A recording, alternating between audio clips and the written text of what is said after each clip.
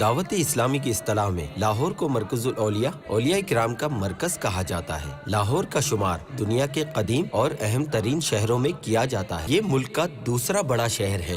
یہ صوبہ پنجاب کا دارالحکومت اور صوبائی سیاسی، ثقافتی، تعلیمی اور صنعتی سرگرمیوں کا مرکز ہے۔ اپنے باغات اور قدرتی حسن کے باعث اسے عروس البلاد کہا جاتا رہا ہے۔ مغربی جانب بہنے والے دریائے راوی نے اس کے حسن کو دوبالا کر دیا ہے۔ یہ شہر دریائے راوی کے کنارے واقع ہے۔ اس شہر کی آبادی 1 کروڑ کے قریب ہے۔ داتا دربار لاہور پاکستان کا بہت مشہور دربار ہے جو تقریباً 1000 سال سے موجود ہے۔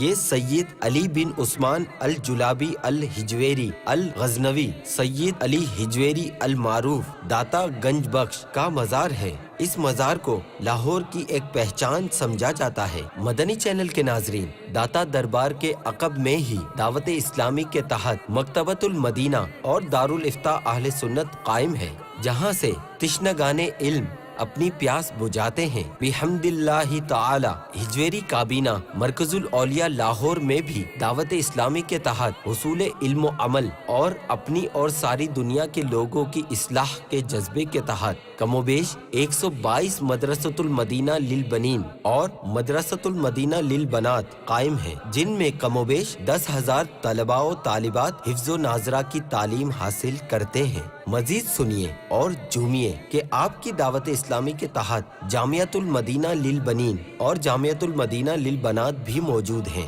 جن کی کل تعداد 1 کم 63 ہے، اور جامعات میں عالم و عالمہ کورس کرنے والوں کی تعداد کم و بیش 4000 کے لگ بھگ ہیں۔ اس کے علاوہ عصری دینی و دنیاوی تعلیم کے حصول کے لیے جدید تعلیمی نظام کو ملحوظ خاطر رکھتے ہوئے 4 عدد دارالمدینہ کا قیام بھی عمل میں لایا گیا ہے، جس میں کم و بیش 1200 مدنی منع اور منیاں حصول علم میں مصروف ہیں۔ مزید الحمدللہ حجویری کابینہ میں تقریباً 36 مقامات پر ہفتہ وار سنتوں بھرا اجتماع کا سلسلہ ہوتا ہے، اور الحمدللہ 170 مساجد جو کہ دعوت اسلامی کی شعبہ خدام المساجد کے تحت ہے، اور مزید پلاٹس حاصل کر کے مساجد و مدارس کے قیام کا سلسلہ ہے۔ اللہ تعالی دعوت اسلامی اور ہمارے ملک پاکستان کے تمام شہروں کو مزید ترقیاں عطا فرمائے، آمین۔